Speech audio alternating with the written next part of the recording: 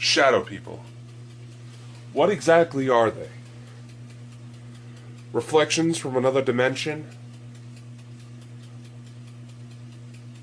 Some sort of unknown species of human?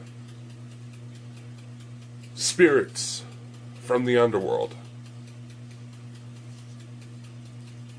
The phenomenon of shadow people has existed for nearly as long as human culture has been able to relay its stories. However, every once in a while, you come across a story that's stranger than the rest. Now, what could be more mysterious than weird shadow beings that haunt us in the night? Well, how about a specific shadow being? One that seems to be a bit more pronounced, more active, and more powerful than the rest.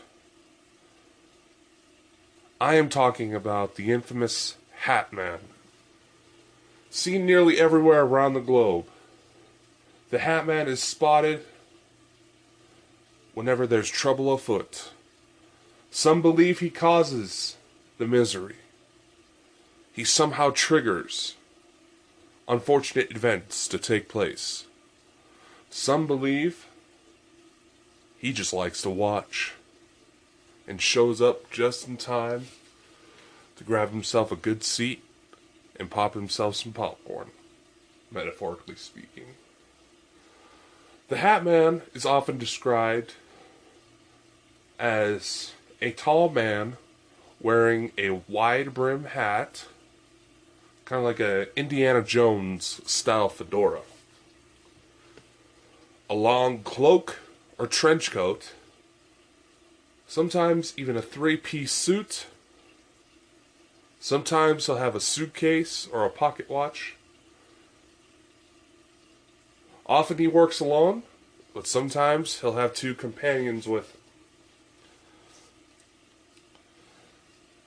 Some have even said that the Hatman appears during near-death experiences to try to drag a soul into hell. So who is this guy? What does he want? What is this guy? Is there more than one? Last week on the paranormal subreddit, I asked for you, the audience, to submit your stories. And thanks to some of the tips that have been drawn my way, we might finally have the identity of the Hatman. But if this is who he actually is, then the mystery's about to get a lot deeper. My name is Dakota Frandsen. I am the one and only specialist of the strange. And tonight we are going to dig into the mystery of the Hatman. Who is he? What does he want? Why does he seem to bother people when they're at their lowest points in their life?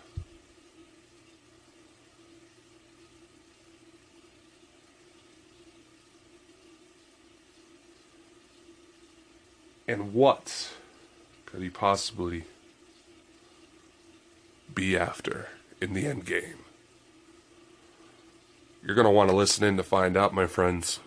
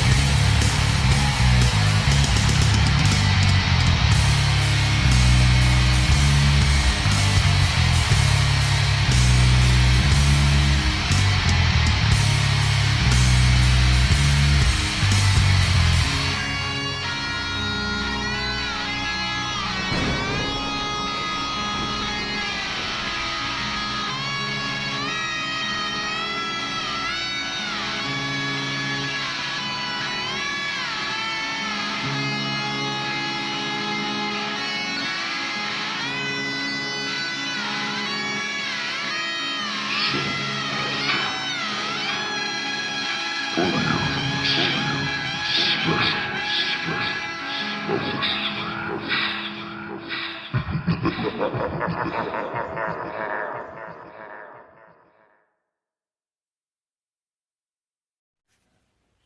everyone, Dakota Frandsen here, specialist of the strange. I just wanted to come with you real quick about potentially doing your own podcast. Have you ever wanted to start your own podcast? Maybe you got a lot of questions like, how do I record? How do I get my show into all these apps that are out there? How can I make money? There are probably several thousand other questions about getting this show off the ground that you have been formulating and communicating in your mind. And I'm here to tell you that there is a very simple answer to this. Anchor. Anchor is a one-stop shop for recording, hosting, distributing your show. And best of all, it is 100% free. Get all the perks from the other guys without having to pay for subscription fees. And best of all, it is easy. And in fact, Anchor can match you up with sponsors who want to advertise on your podcast right now, which means you can get paid doing what you love. Isn't that the fucking dream, my friends? In fact, that's actually what I'm trying to do right now by reading this ad for you. It is amazing. It helps ease the process for guests, putting on music, whatever you want to do. So if you want to start your podcast, make some money doing it, go to anchor.fm/start to join me and several other fabulous people already using Anchor. That's anchor.fm/start. And I cannot wait to hear you on the air. Now, let's get down to business. The Hatman has been betrayed in so many forms of media due to his widespread appearances. It seems like he appears anywhere around the globe. Several common elements between stories I've heard and cataloged throughout the years on the Hatman, including one of my own. The common themes seem to share this. He's most likely to appear during teenage drama. During times in our life where we are at a heightened state of depression. I really need to clean that. Sorry. Be it a death in the family, a tragic breakup, parental abuse. There have been also people who, during drug-induced hallucinations, have reported seeing shadow people and the Hatman. Some reports claim that he has appeared during Ouija board sessions. Some, like author Nick Redfern, popular within the Men in Black category, have theorized that he may be another form of the said mysterious supposed government agents.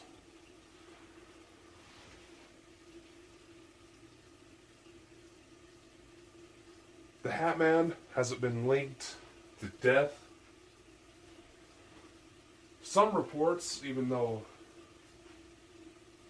they have been scarce in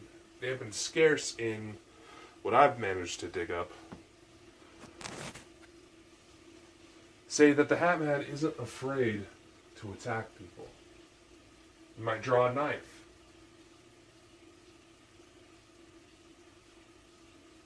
Some older reports, dating back a few centuries, yeah, I said it, a few centuries, because this guy is nothing new.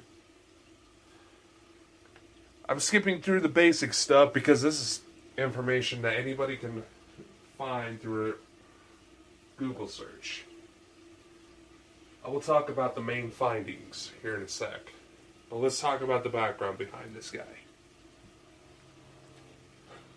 Like I said, he's been traced to widespread illness, so has the Men in Black. And I wish I found this when I recorded the earlier episode where I discussed said Men in Black. The Hatman sometimes appears during Ouija board sessions. People who have purposely getting themselves doped up on Benadryl, methamphetamines, and several other drugs known to cause hallucinations have reported seeing the Hatman. Now, are they telling the truth? Did he actually appear? It's hard to say. Even if I receive a report where it's pretty obvious some form of hallucinogenic drugs are involved, even I gotta toss it aside. Because people are hopped up on drugs. Nobody's gonna take you seriously.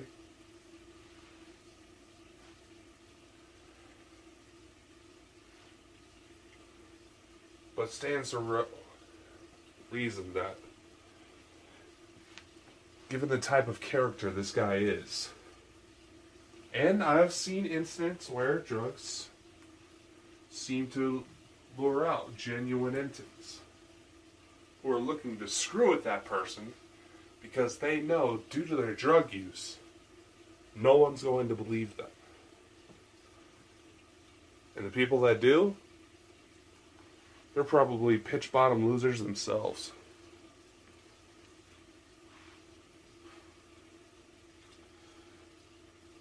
Now, you have to really think about it. Some of you probably would do something similar. If you had the ability to pop up and completely disappear, or be completely invisible around some of the people you love, I dare some of you to look me directly in the eye and say that you wouldn't try to take the chance to scare the shit out of them just to be a shit.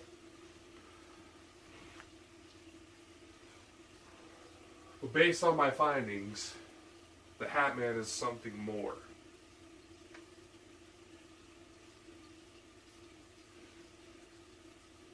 Now, his appearance does seem to change throughout various reports. Some have said the Hatman carries a suitcase. In some cases, he might show a pocket watch. Some cases, he has no distinguishable features other than the shadowy outline, let's call it. Some have said he appears with pitch black eyes. Some have said he appears with bright red eye. Bright, almost demonic looking red eyes. Some have said his hat changes too. Some have said it appears like he's wearing some sort of cowboy hat. Some have said he appears like he's wearing a fedora, like something Indiana Jones would wear. Some would say it was just a simple wide-brimmed hat. Some would say it's kind of an old-fashioned top hat.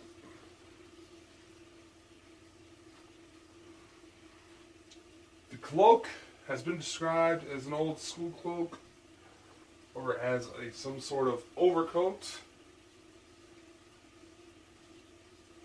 Some have said he tends to wear a three-piece suit.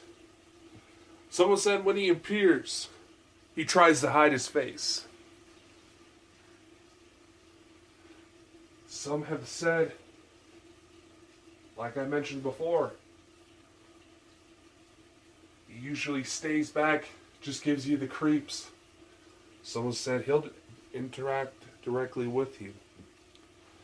He might ask you to look into his suitcase or some sort of weird box. Some have said he appears to try to drag your soul to hell. Some have said he might even pop up in your dreams.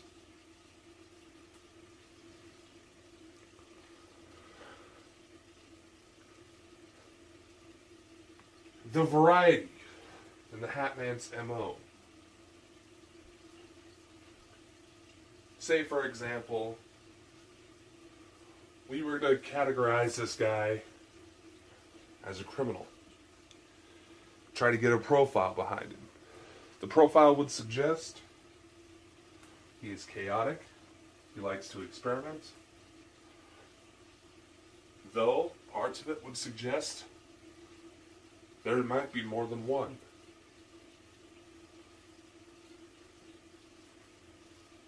And it does seem that way. So, being that is the case, if you try to make contact with him, I advise you, don't. Unless you know how to protect yourself. If you try to get yourself hopped up on meth, Benadryl, whatever drugs you have at your disposal in the hopes of getting some sort of hallucination in order to see him, don't be fucking stupid. If he appears to you when you're just at a low point in your life, you've had a history of abuse of some form. Some cases, the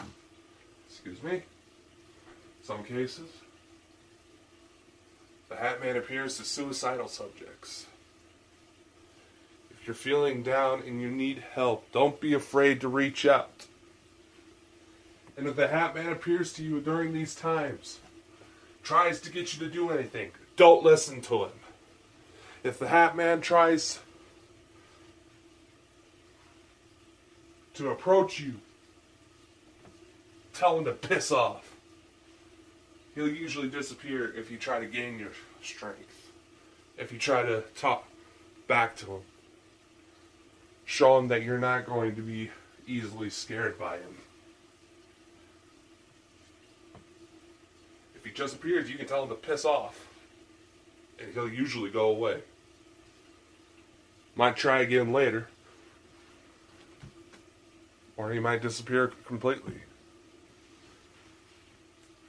There are too many variables to really nail down what this guy wants. However, like I said, there might be more than one. If you do see him, and you want to try to take contact with him,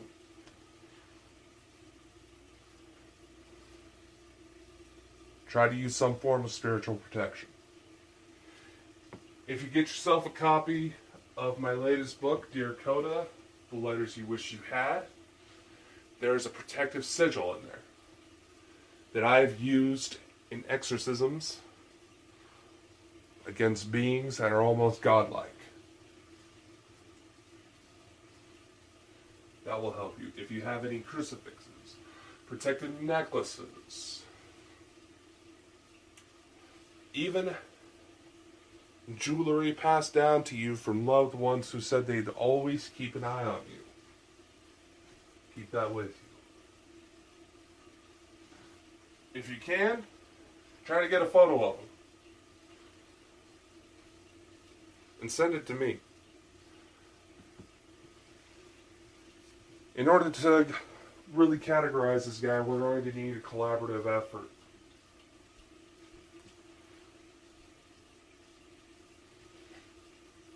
Now, why do I say you have to be absolutely careful with this guy? This is not just some freaky hallucination. This guy is real. And who he is changes the game.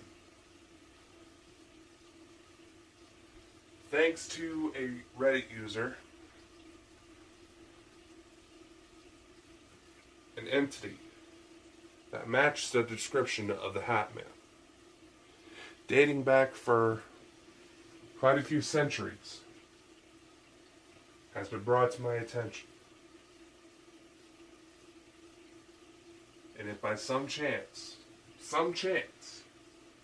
that this guy is one and the same, then the mystery deepens. If the Hat Man has some sort of connection with the Men in Black, then the Men in Black have been around a lot longer than anybody has anticipated. Some evidence suggests that the Hat Man may be a sort of title. Let's put it like that.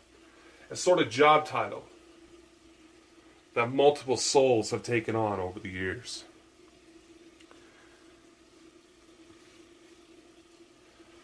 But interestingly enough, with some research, I may have found information on who the Hat Man may be. If there is in fact more than one, and he's just not changing his appearance over the years.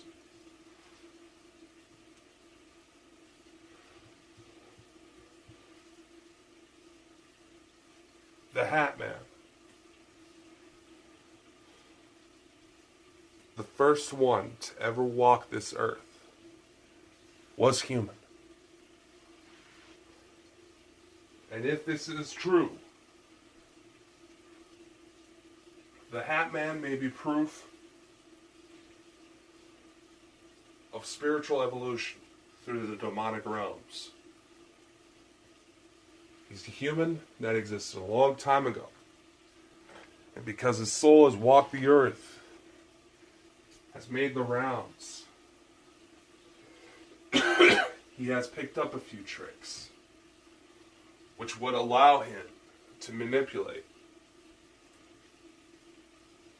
the situations, the cosmic vibrations that create karma, and that create our everyday situations.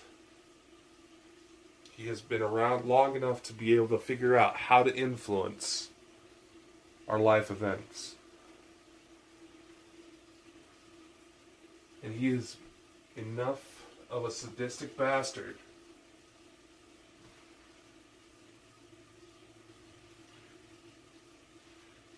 to where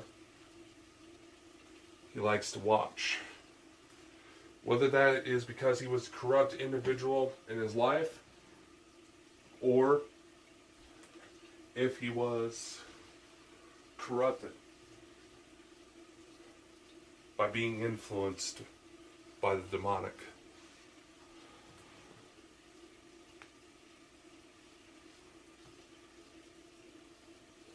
The Hat Man. The original Hat Man.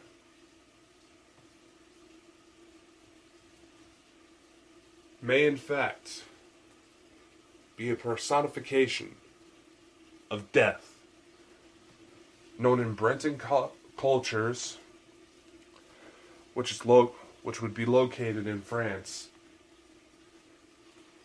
as the Ankou. The Ankou is essentially a version of the Grim Reaper, sometimes described as wearing a wide brim hat, a cloak, sometimes takes on skeletal features, sometimes has been known to carry a scythe.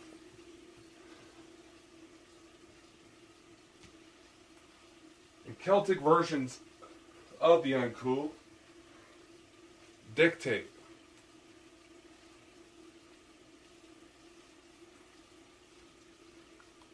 that the Hat Man, the Ankou, is none other than the father of murder. Before I continue, let me read something about the Ankou. According to Wikipedia, the Ankou is a personification of death in Breton mythology, as well as Cornish, Welsh, and Norman French folklore. Quoted by Anatole Lebras, a 19th century writer and collector of legends. In one of his works, he wrote, "The Ankou is the henchman of death, and he is also known as the graveyard watcher. They said he protects the graveyard and the souls around it for some unknown reason, and he collects the lost souls on his land.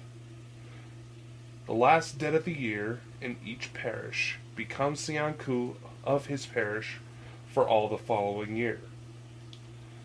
When there has been in a year more deaths than usual, one says about the Ankou, or ma fée Herman zo in Ankou drunk."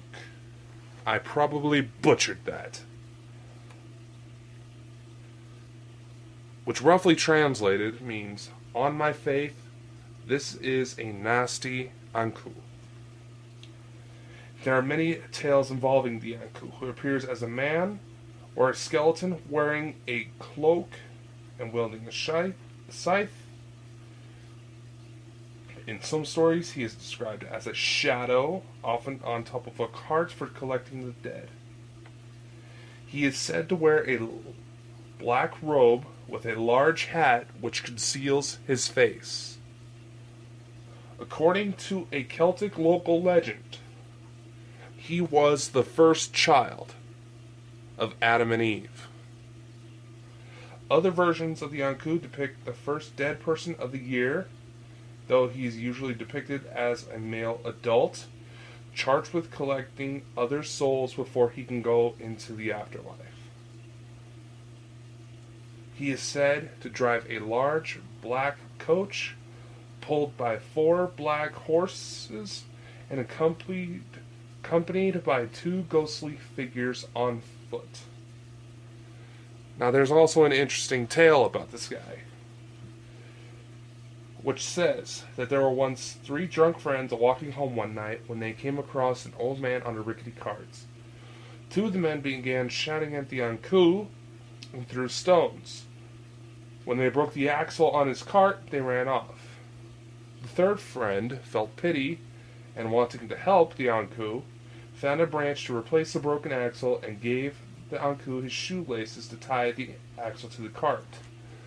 The next morning, it is stated the 2 friends who were throwing stones at the Ankou were dead, while the one who stayed to help only had his hair turned white.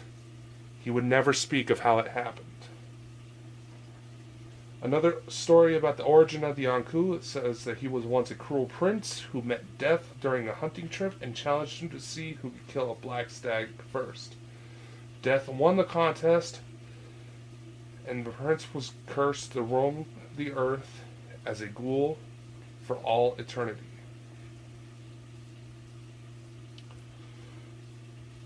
Some stories that have Celtic influence about the Ankou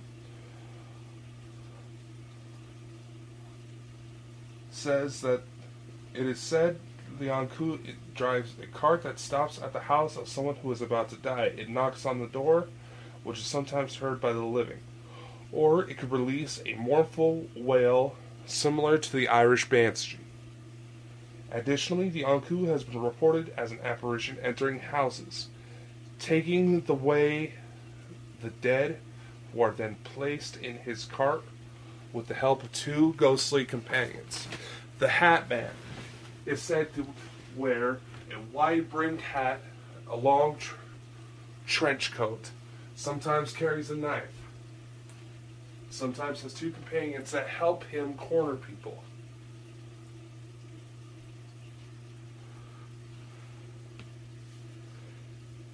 The Hatman is the Ankou, or it could be a modern offshoot of it. And I'm saying unless because we are talking about early human history in this point. unless there is a forgotten child of Adam and Eve.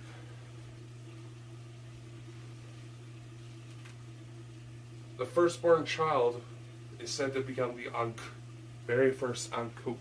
And the very first Anku, the very first child of Adam and Eve, is Cain, who is made popular throughout the Bible and several other fictional characters, personifications of his backstory.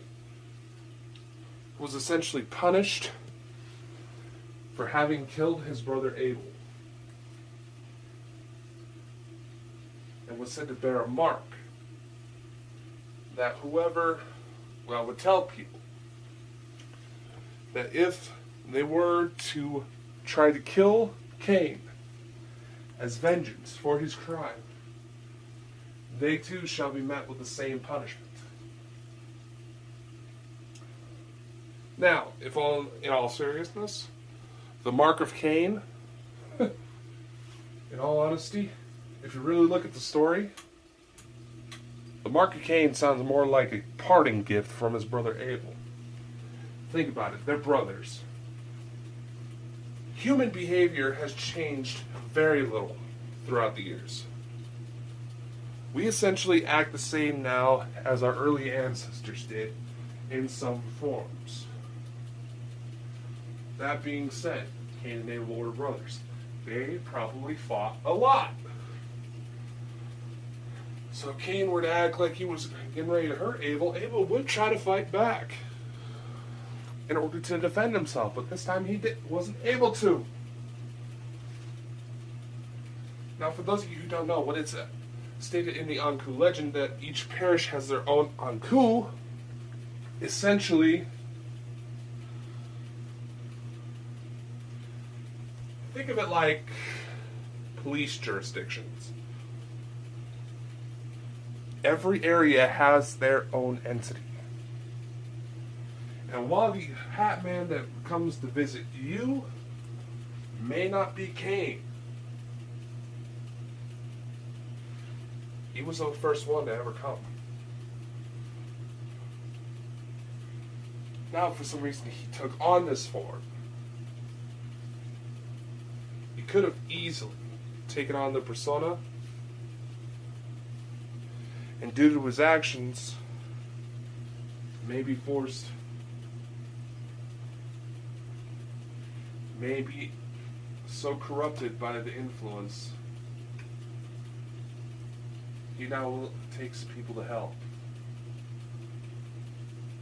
So what does that mean? If the Anku is in fact the Hat Man, it means that whenever he makes an appearance,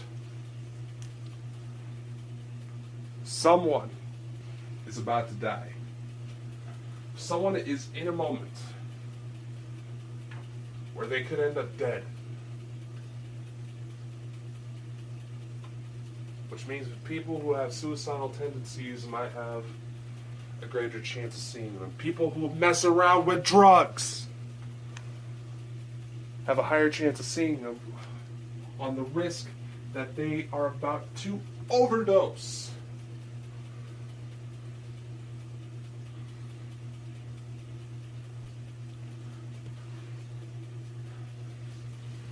And yes, from the sounds of things, the Hat Man is sort of a mantle that has a yearly rotation. But the thing is, when someone dies and they are able to cross over, time as we experience it no longer really applies to them. Spirits who have crossed over into higher dimensional planes can alter their appearance. And the rules may have changed for the Anku. They may not... How should I say this?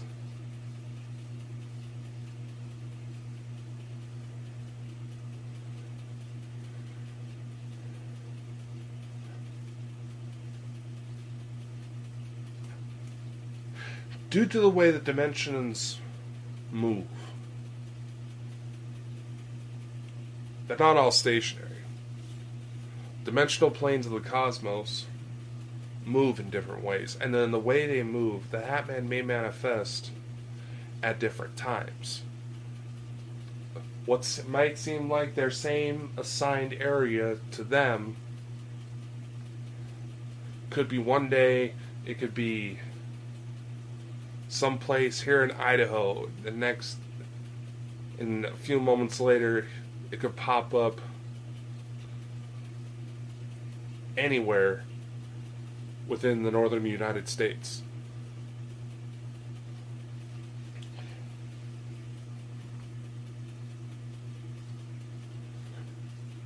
But nevertheless, if this is a tangible lead about the true identity of the Hatman, it stands to reason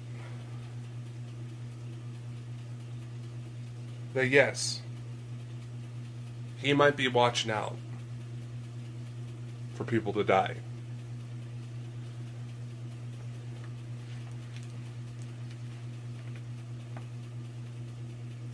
As for what gets you assigned to a certain Anku or Hatman, it's hard to say.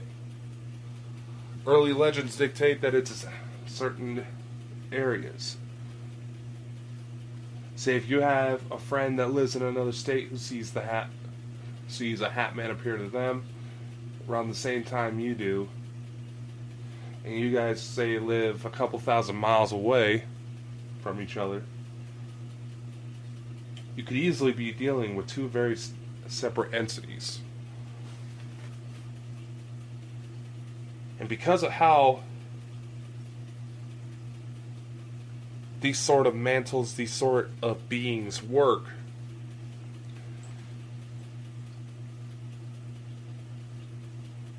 they're known to be territorial, but they could easily trade off. And the reason why for the varied appearances of the Hatman could easily be that both, it's more than one person. It's more than one guy. And that individual may be able to alter their appearance.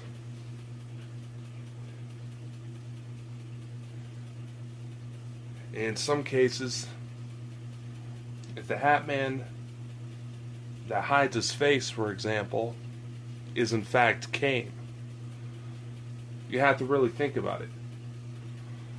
He was forced to essentially become a wanderer. He would be self-conscious about the mark, so he would do everything in his power to try to hide his appearance from the public.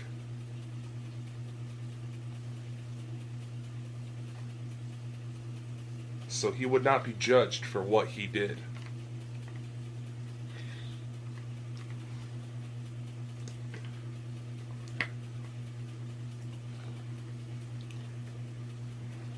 But because of that fear, because of the anger that is required to allow yourself, to allow into you, in order to take another person's life, Cain may have corrupted himself and created an entirely new entity. Death existed before he was born.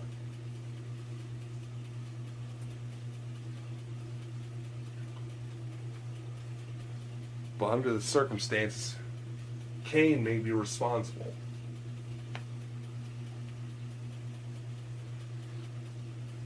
Now,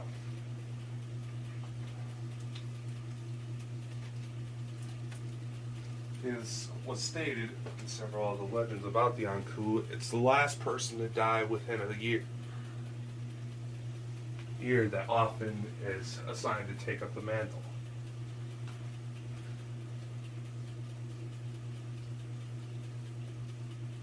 But what if that's not the case?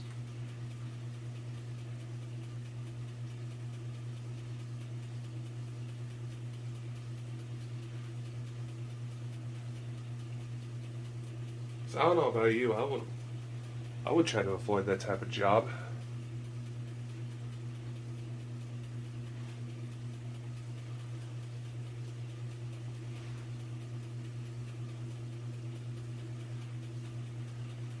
certainly makes you wonder.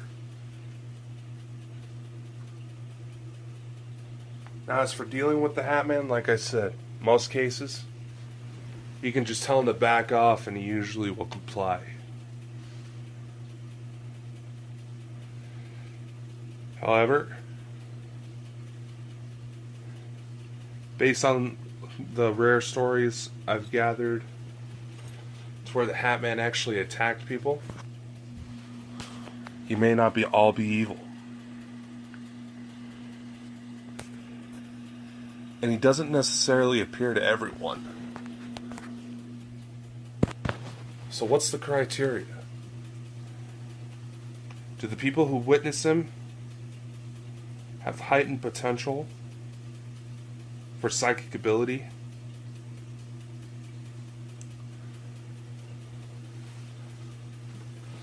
Because not all abuse cases, abused children report seeing it.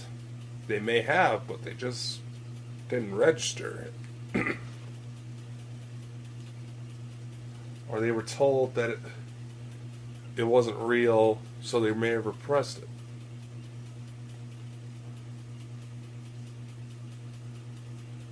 My findings on this entity don't necessarily solve the mystery. If anything, it adds more to it. So if you see the Hatman, you let me know. And if there's something going on, please do reach out. Help is out there. That's all I have for today on this episode. Do tune in next week on September 20th, where we are going to talk about Area 51, just in time for the raid. Which I'm going to make this announcement, slight spoiler warning about that episode. If you are one of the people who is planning on attending said raid on Area 51, don't do it! People are already starting to, and they are either disappearing, ended up in prison, or getting shot at. If you get too close to the base, you will be killed. And you cannot call 911. When the military is shooting at you, it's because 911 is gonna have to shoot you too. So please do tune in next week for another episode of Specialists of the Strange Radio Show. If you haven't already, be sure to get yourself a copy of my new book, Dear Coda, The Letters You Wish You Had. Be on the lookout for more videos, more books, information on the classes that teach about the supernatural are coming soon. We have all sorts of new topics, and I have a couple leads on new cases, so that's going to be interesting. I hope to see you all next time. Take care. Be kind to one another.